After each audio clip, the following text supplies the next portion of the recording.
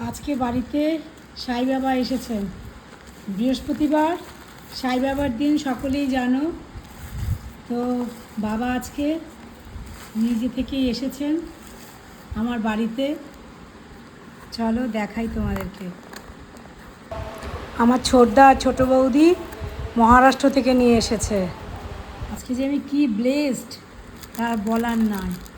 আজকে বৃহস্পতিবার দিন বাবা বাড়িতে আসলেন, বাবা বাড়িতে এসেছেন আমার।